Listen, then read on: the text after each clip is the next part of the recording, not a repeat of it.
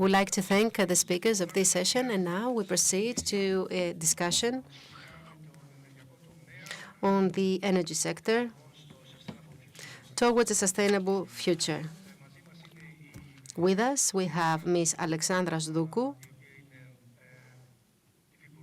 who is Deputy Minister, Ministry of Environment and Energy, and she will have a discussion with Mr. Kostas Andriosopoulos, who is the chair of the Energy Committee of the American-Hellenic Chamber of Commerce. Kostas, the floor is yours. Thank you, Ms. Sdoukou, for being with us. I would like to thank you. Good afternoon, everyone. Good afternoon. We will have a discussion with the Deputy Minister for Environment and Energy, Ms. Sdoukou. We have quite a lot of topics that we could talk about for hours, but still we have limited time. Therefore, I would like to pose 4 questions. So how much time do you have? No answer. I would like to start with the first question about the National Plan for Energy and Climate. Recently, we had an update of this plan. What does this mean for the investors, especially when it comes to the opportunities and the prospects in the energy sector?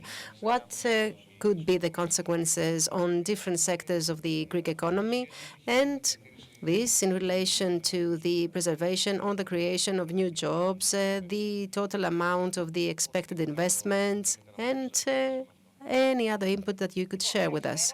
Good afternoon. Thank you very much. Let's go straight to the question. My first feeling when I talk about the National Plan for Energy and Climate is that to date it had been focused on the technocratic side. And of course, this is absolutely understandable. But allow me to say that the National Plan for Energy and Climate, ESEC, as of now, is not just a technocratic document. I believe that it has to do first and foremost with people and businesses, since businesses comprise people.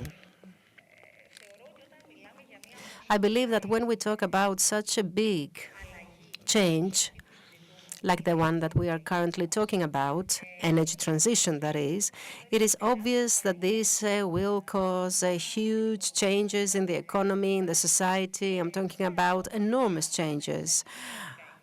When we were planning the national plan of 2019, or when we were revising the plan in 2024, and generally, whenever we plan such a radical restructuring of the energy system with an horizon of 2050,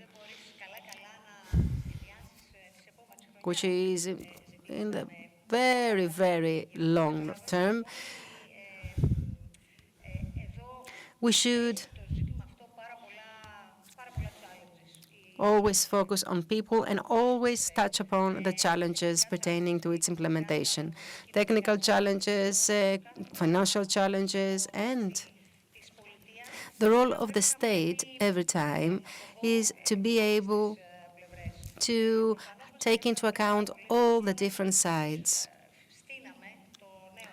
When we were developing the new plan, we were making our calculations, and we estimated that it would need approximately 436 billion of investments up until 2050. And 96 billion, if I remember correctly, would be invested in the coming 6 years. We're talking about inconceivable amounts of money. So it is obvious that the ESEC obviously creates huge investment opportunities, since for the first time, as you have probably seen, in the previous 4 or 5 years, when we were implementing the first ambitious ESEC, we put on the table a lot of funding tools, a lot of measures, lots of policies that would lead to the successful implementation of this energy transition. At the same time, however, another obligation of the government as it approaches the investments, because investments are a prerequisite for the implementation of the ESEC. So When we approach the investments, and more particularly the investors, we need to make sure that they will feel safe and confident enough to proceed to the investment. And in order to do that, we need to ensure a stable environment so that they can feel sure enough to invest their money for the coming 40 years. This is the first guarantee that the Greek state needs to provide to the investors. And the government needs to create a level playing field. That is a framework that is fully transparent, that provides tools to the investors, and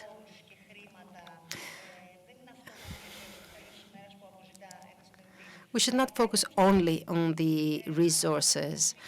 And at the same time, we should take into account the impact that all these will have on the society, on the citizens. That's why I'm telling you that the task that the state needs to complete is first to create these conditions in the country that will attract the investors, will make them trust the country and make the investments. And I believe that there is a field of glory when it comes to the new investment opportunities that are opening up. Investments in new technologies, smart systems, mobility, energy storage. Yes, and I'm not talking only about the opportunities that can be identified in the energy sector. And by the way, I would like to tell you that we have estimated the socioeconomic consequences of a SEC. Since we're not focusing only on the energy sector, we also measure the consequences on the construction sector, on the services. So the message we get as a ministry and as a state is that investors need a safe and secure environment, and that is why we have taken action in order to make sure that the investors will feel secure enough to invest their money in the country, because you know that, okay, the investors need a certain level of certainty, yes, but there is always a risk involved in investment, yes, still, but there has to be a fine balance between a protection that an investor is after, but also a risk-taking on their part. Because we should always take into account the social benefit. Yes, I can see my notes, and according to estimates, we're talking about 6 billion euros annually added to the GDP of the country. So we're talking about an enormous consequence that the energy sector will have if, of course, we follow the roadmap set forth by ESEC. Yes, we have estimated to create 4,500 jobs on an annual basis, which is another major prospect for our country.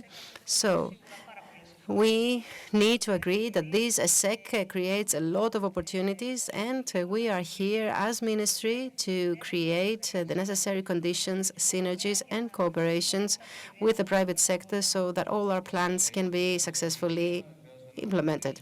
As you said, what is needed is flexibility and adaptation, a way to adapt to all the developments that will come from the market. We have the wholesale energy prices that have increased significantly lately, especially in Greece, but also in other countries of the southeastern Europe. This is mainly due to the fact that there is a lack of interconnections, that there are still some characteristics in every country that are very specific with regard to the energy mix. Here in our country, we have an increased dependence on the energy production coming from natural gas.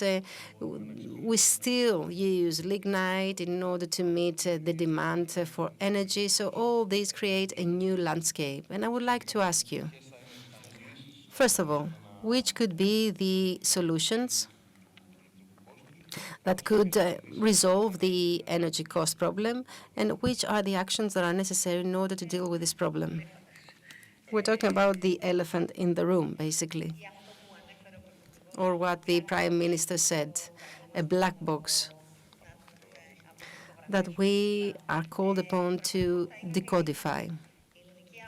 The truth is that the Greek wholesale electricity market and the European one, I would say, experiences a lot of fluctuations. And truly, if one compares how it was back in 2019 and the way it is now, they will see that prices have indeed skyrocketed, 60–70% up wholesale prices compared to 2019. So this is the first remark I would like to make. And then what is even more oxymoron is that we can see this increase being different from one country to another.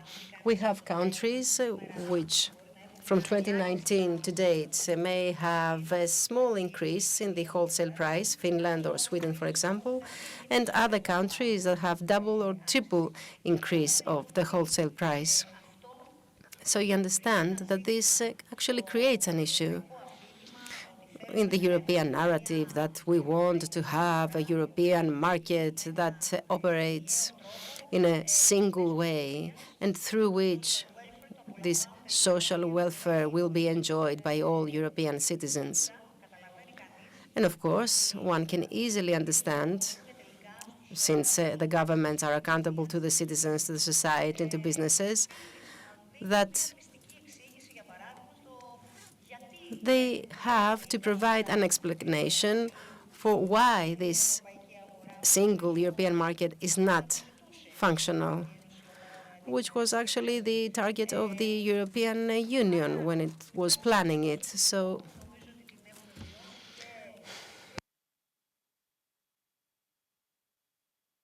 what we have experienced in the previous months, and especially in the summer, was this differentiation in the price of electricity. And you know that the Greek Prime Minister actually talked about that in a very dynamic way in Brussels. You have also heard that we are making an effort as a ministry in order to raise the awareness of the European services and directorates in order for them to provide explanations of all these phenomena in the system. They have replied that there is an increased demand, that sometimes some units are getting off the grid because they need to be maintained. But there's no point of verifying the current state of affairs. What is meaningful is to provide solutions to the current problem. And yes, we agree that intensive efforts need to be made in order to have more interconnections, to have a flexibility in our system, and in order to provide solutions. But the point is, what do we do now, Mr. Andriosopoulos? And now what we need to do is increased effort, both the European Commission, in order to provide a solution to the countries that experience an increase in the wholesale price, so as to be able to manage this situation immediately. But also, we need to continue the communication we have with the European directorates. Actually, they came here, we had an exchange of views, and now we are developing the tools that will be used by us, but also at European level, so that at the end of the day, we can be able to provide electricity prices to the citizens, be it household or businesses, at normal prices. We move to the next question regarding the offshore wind parks. The previous session was dedicated to that and how that can improve the prices of the retail energy market.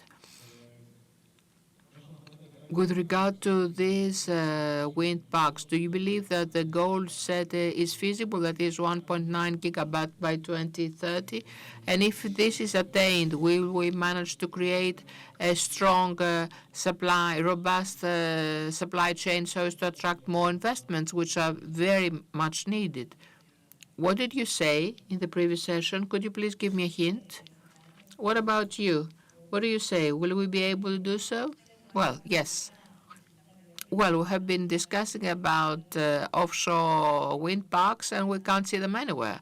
Anyway, nevertheless, you know very well that in the ministry we have raised this policy of developing offshore wind parks high in our agenda, and things have been done towards this direction, which were not easy to take.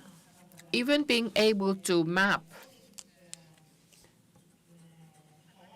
the whole sea sovereignty, map it and see what are the hurdles from the viewpoint of competencies under many ministries, be able to reduce the investment risk.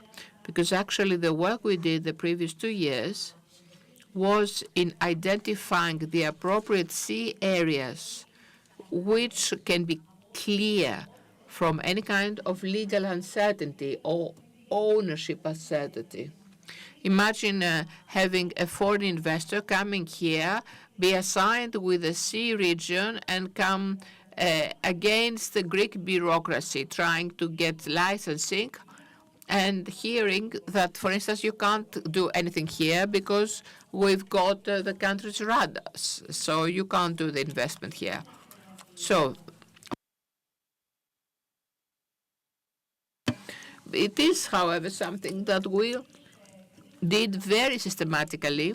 It was completed, and we now are at the pleasant condition.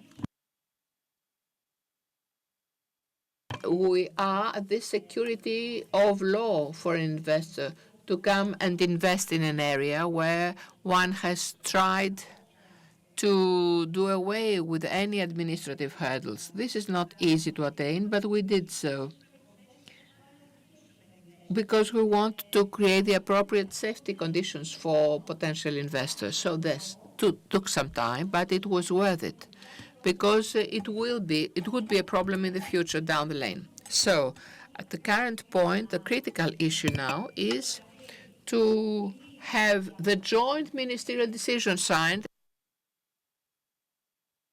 and this is the landmark for the development of the national program of offshore wind parks. Following that joint ministerial decision, the committee, the responsible committee, managing committee, will map the appropriate regions so as to reach the point of the competitions declared, of the tenders, the public tenders issued. But the things are not in a timeline, you realize. They're not in a series, that they take place simultaneously and in parallel. We discuss with many countries so as to take some best cases and take directions, and how we will create the domestic added value. It's not merely that we believe in those parks because we will produce green, clean energy. It will immediately introduced in our system and therefore will have even lower prices. No, we really believe that Greece has the prerequisite to become a Mediterranean hub.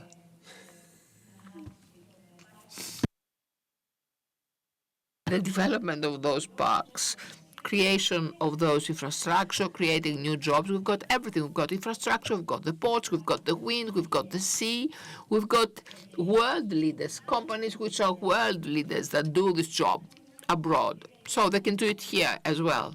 So, and this is a golden opportunity to create jobs. So we've got the plan, we've got the know-how, we've got the wish, we've got the will. The point is, why don't we accelerate? We will accelerate.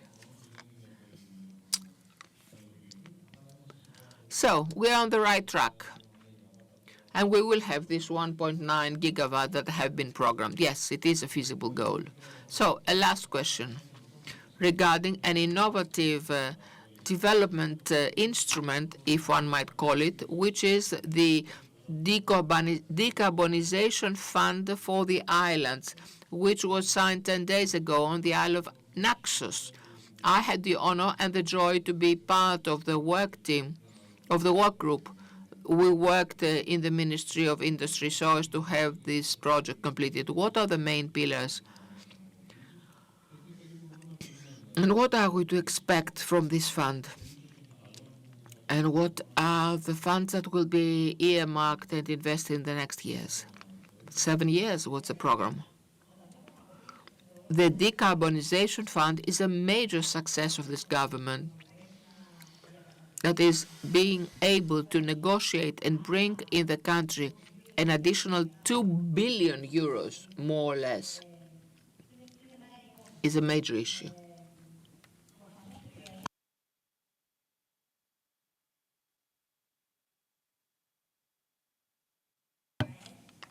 Having at hand a brand new funding mechanism that regards your country on a specific goal that is decarbonize the energy system of the islands, it's a major issue. Taking each isle, mapping the particularities of every island and transform it into a smart, green, sustainable island through specific interventions, it's not a piece of cake, because each island has got its own particularities. So, with the signing of this agreement now, we have unlocked this possibility to get that money. That money will be earmarked for the electric interconnection of the islands, starting from the northeastern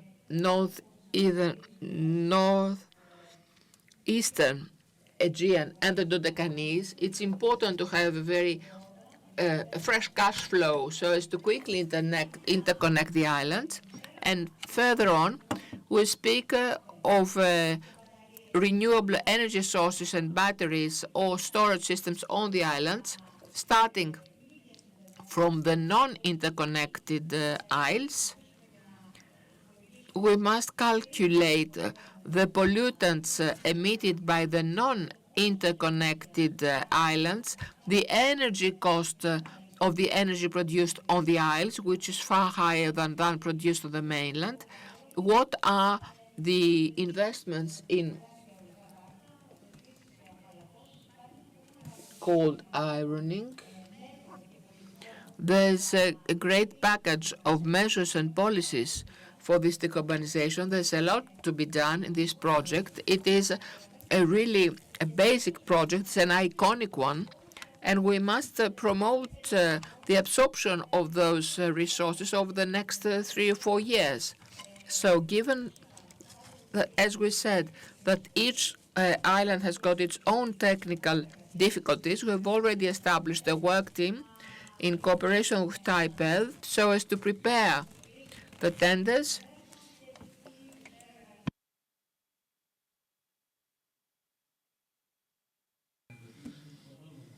so great sum has to be mobilized.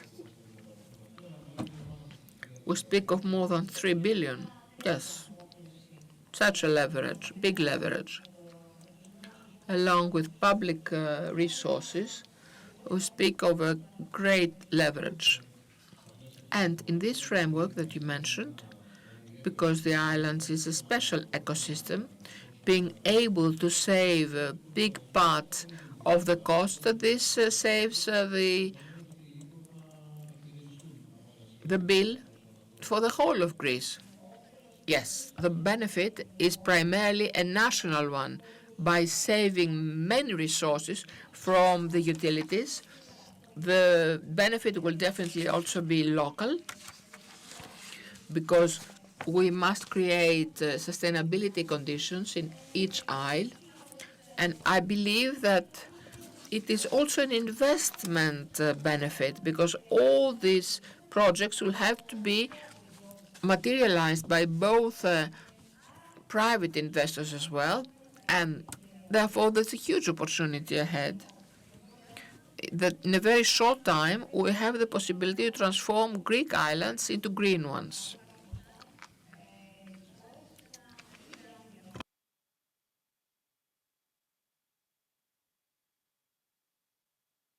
So it will be actually a radical rebranding of our islands as green and sustainable ones. Yes, because in other spaces on a small island, there are no economies of scale so as to attract an investor, and this is how this fund, with its tools, can help. Yes, for instance, a first exercise, what we do currently, is to create a cluster of islands, the first 5 or 6 islands, Rhodes, Lesbos, Samos, which are not interconnected, to find the dimensions of the needs on IS projects on each isle and in batteries, and proceed with the tendering, as we did with Astypalia, for instance, which was the pilot project. We had a special project there so as to decarbonize that island and have IS penetrate that island. This is precisely how we will proceed. So we will have a tendering of hybrid projects on specific islands. So we enhance the brand of Green Islands, as we have currently Chalki and Astypalia. Yes, we currently focus on implementing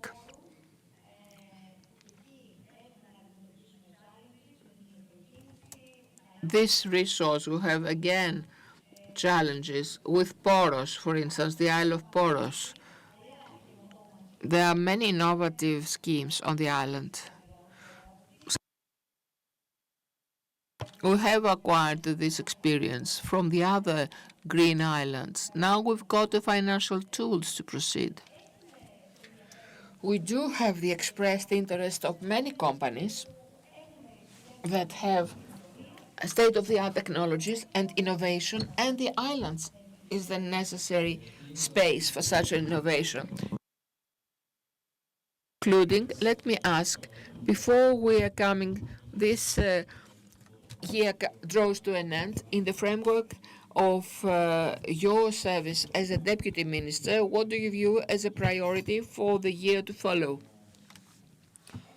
Well, we have a long list of priorities, an endless list actually, and we have to set the priorities amongst many priorities, which of course, as the evolutions have it, even priorities are reshuffled. It's not easy to do.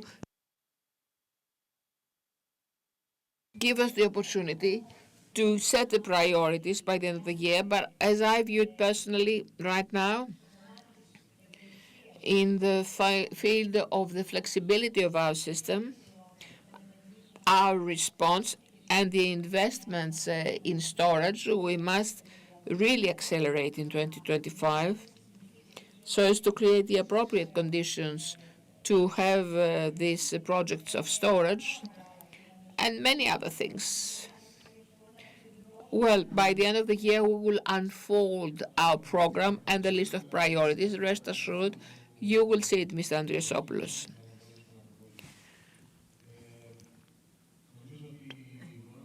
I think that we can conclude this discussion.